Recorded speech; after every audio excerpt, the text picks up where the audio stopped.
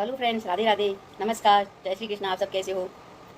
Savitri but पूजा क्या है और हम सनातन धर्म के लोग क्यों करते हैं इसको, तो मैं आज इस टॉपिक पे बात करना चाहती हूँ। और मैं अपनी तरफ से कोशिश करूँगी कि पूरी तरह से जो भी व्रत के होते हैं, विधि विधान या क्या होता है, इसके बारे में सारा मैं आपको समझाऊँ। तो स्टार्ट करते हैं।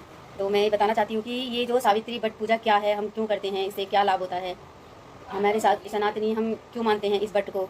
तो ये जो सावित्री नाम की औरत थी, जो अपने पति के लिए लड़के यमराज से अपने पति के प्राणों को वापस लेकर आई, तभी से ये प्रथा चली है। तो सुहागिन औरतें अपने पति की लंबी उम्र के लिए, बच्चों के लिए ये पूजा और व्रत करती हैं। तो इसके ये जो बट वृक्ष होता है, इसके हमें इसकी पूजा करते हैं हम। सावित्री बट पूजा वृक्ष करने जो वृक्ष होता है, इस पर ब्रह्मा, विष्णु, महेश, इन तीनों का वास होता है। तो इसके नीचे हम जब पूजा करते हैं वास होता है, किंतु इस पेड़ के जो नीचे यमराज कहते हैं, जब इसके पेड़ के नीचे हम बैठकर पूजा करते थे, इस पर यमराज का भी वास होता है। तो वास होता है, तो इसलिए जो हम सावित्री थी, उसने इसी वट वृक्ष के नीचे ही यमराज ने सावित्री को 3 वरदान दिए थे।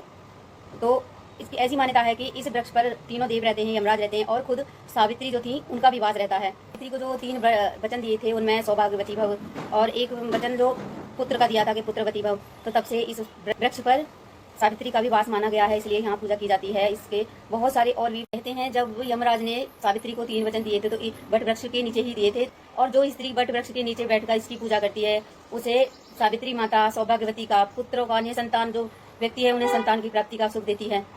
तभी से ये मान्यता हुई है कि अखंड सौभाग्य प्राप्ति के लिए बट वृक्ष की पूजा की जाती है। ब्रह्मा, महेश, विष्णु, तीनों वास उसी पर होता है, तो वो भी आशीर्वाद देते हैं। इसीलिए बट वृक्ष के नीचे बैठकर हर स्त्री को पूजा करनी चाहिए। शास्त्रों के अनुसार इस व्रत की जो बट वृक्ष है, इसकी पूजा दोपहर के समय ही की जाती है। और उत्तर भारत में इस बट वृक्ष की पूजा ज्येष्ठ महीने की अमावस को की जाती है। अतः दक्षिण भारत में इस व्रत की पूजा ज्येष्ठ महीने की जो पूर्णमासी आती है, उसमें की जाती है। तो अलग अलग जगहों की अलग अलग प्रथाएं होती हैं, लेकिन करना ये व्रत हर सुहागन को ये व्रत पूजा जरूर करना चाहिए। इसका शुभ समय है, और ये भी है कि 26 को मनाई जाएगी या 27 को मनाई जाएगी। तो ये व्रत पूजा जो है 26 को मनाई जाएगी, क्योंकि जो अमावस है, हिंदू पंचांग के अनुसार जो अमावस है, अमावस 26 तारीख को दोपहर 12:11 से शुरू होकर के अगले दिन 8:31 तक है। तो शास्त्रों के अनुसार ये जो बट पूजा तिथि व्रत है, वो 26 तारीख को मनाया जाएगा। इसी दिन स्त्रियां पूजा करें। जिनके यहाँ जहाँ पूजा नहीं होती है, वो स्त्रियों को करना चाहिए।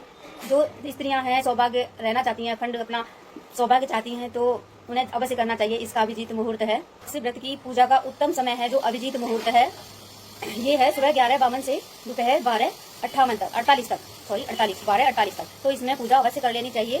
सभी व्रत पूजा एक ऐसा है, इसमें हर स्त्री को पूजा करनी चाहिए।